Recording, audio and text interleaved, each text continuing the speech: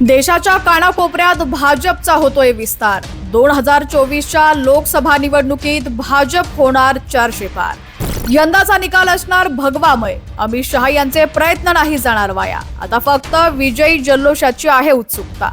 यंदा भाजप होणार 400 पार। अमित शहा यांनी पाहिलेलं स्वप्न होणार साकार। अमित शहा यांच्या प्रयत्नांमुळे देशाच्या प्रत्येक राज्यात कमळ फुलणार। ओडिशा, पश्चिम बंगाल आणि तेलंगणा राज्यात भाजपचा ग्राफ वाढणार, तर तामिळनाडू, आंध्र प्रदेश आणि केरळात भगवा फडकणार। विरोधी पक्षाची उडाली झोप, कारण देशात तिसरी बार फिर से मोदी सरकार। इस बार 400 पारचा नारा देणाऱ्या भाजपनं यावेळेस खास रणनीती आखली आहे, ज्यामुळे विरोधी पक्ष चिंतेत पडलाय। 4 जूनच्या निवडणूक निकालाकडे संपूर्ण देशाचं लक्ष लागलंय, कारण ही निवडणूक देशाची दिशा ठरवणारी आहे। पण या निकालाआधीच सर्व पक्षांची धाकधूक वाढली आहे। यंदाची निवडणूक नरेंद्र मोदी की राहुल गांधी हे स्पष्ट होणार आहे। तर साऊथ राज्यात जे काँग्रेसचं गड मानले जातात, तिथं भाजपनं मारलेली मुसंडी संपूर्ण देशानं पाहिली आहे। सध्या मोदीवर टीका करणारे आणि अमित शहा यांच्यावर गंभीर आरोप करणाऱ्या विरोधकांची बोलती बंद झाली आहे। 2024 लोकसभा निवडणुकीत साऊथ राज्यात कोणाचा पगडा भारी आहे हे आम्ही तुम्हाला या व्हिडिओच्या माध्यमातून सांगू। पहिल्यांदा आपण पाहू पश्चिम बंगाल राज्यात कोण ठरतंय वरचढ। पश्चिम बंगालच्या 2021च्या विधानसभा निवडणुकीत भाजपनं टीएमसीला कडवी फाईट दिली आणि काँग्रेस, डावे यांना मागे सारून भाजपला विरोधी बाकावर आले। आता लोकसभा निवडणुकीच्या तोंडावर भाजपनं पश्चिम बंगालमध्ये आपलं संघटन आणखी मजबूत केलंय। भाजपनं या ठिकाणी टीएमसीला चांगलं घेरलंय। याशिवाय भाजपनं टीएमसीच्या प्रमुख नेत्यांना आपल्या गोटात सामील करून घेतलंय, ज्यात उच्च न्यायालयाचे न्यायाधीश अभिजित गंगोपाध्याय यांचं नाव प्रामुख्यानं घ्यावं लागेल। याशिवाय भाजपनं टीएमसीच्या प्रमुख नेत्यांनाच आपल्याकडे खेचलेलं आहे। ओडिशामध्ये नवीन पटनायक यांचा पक्ष बिजू जनता दलाचा दबदबा राहिलाय। आता नरेंद्र मोदी आणि अमित शहा या जोडीनं ओडिशामध्ये भाजपची पक्ष बांधणी केली आहे, ज्याचा परिणाम म्हणून भाजप ओडिशामध्ये नंबर 1 पार्टी बनू शकते।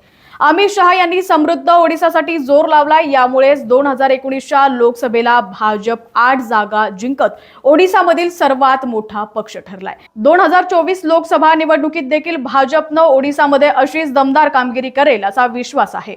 ओडिशानंतर भाजपनं तेलंगणामध्ये लक्ष केंद्रित केले। तेलंगणामध्ये इतर पार्टीचा प्रभाव कमी झालाय, ज्यामुळे भाजपला मोठं यश मिळू शकतं। पंतप्रधान नरेंद्र मोदी आणि अमित शहा यांनी तेलंगणा राज्याचे दौऱ्यावर दौरे केले, याचाच फायदा आता होताना दिसतोय। स्थानिक मुद्द्यांमुळे भाजपनं तेलंगणामध्ये आपली पकड निर्माण केली आहे। तेलंगणामध्ये 17 लोकसभेच्या जागा आहेत। मागील लोकसभा निवडणुकीच्या तुलनेत इथं भाजपला चांगल्या कामगिरीची आशा आहे। इथं 2018 लोकसभा निवडणुकीत भाजपला 2 जागा मिळाल्या होत्या। त्यानंतर 2023च्या निवडणुकीत भाजपनं मुसंडी मारली।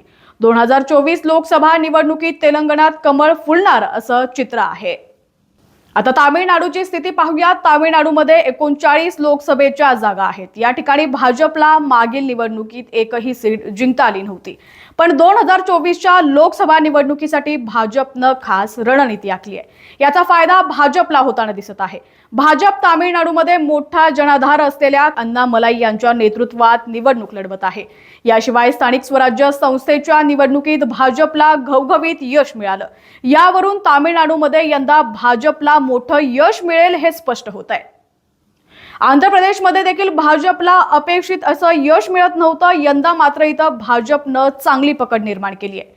मोदी, शहा यांनी इथं मायक्रो लेव्हल काम केलेलं आहे। तसंच भाजपनं स्थानिक लोकांमधील राज्य सरकार विरोधात असलेला विरोध लक्षात घेऊन भाजपनं टीडीपी आणि जेएसपी यासारख्या मोठ्या पक्षासोबत युती केली।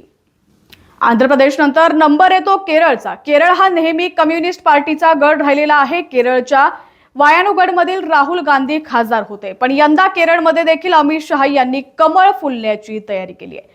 भाजपनं केरळमध्ये देखील जोर लावलाय। मोदी, शहा यांच्या भाजपला केरळमध्ये चांगला प्रतिसाद मिळतोय, ज्यावरून भाजपला इथं अच्छे दिन येतील असा कयास लावला जातोय।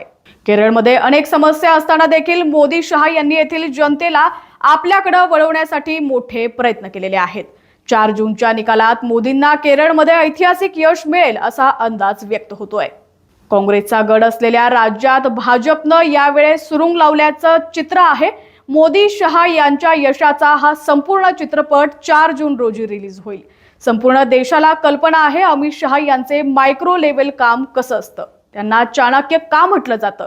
ते भाजपचे अध्यक्ष असताना त्यांच्या कारकिर्दीत भाजपनं अनेक निवडणुकीत घवघवीत यश मिळवलं. त्यानंतर केंद्रीय गृहमंत्री असताना देखील शहा यांनी मोठमोठे धाडसी निर्णय घेत आपली छाप सोडलेली आहे.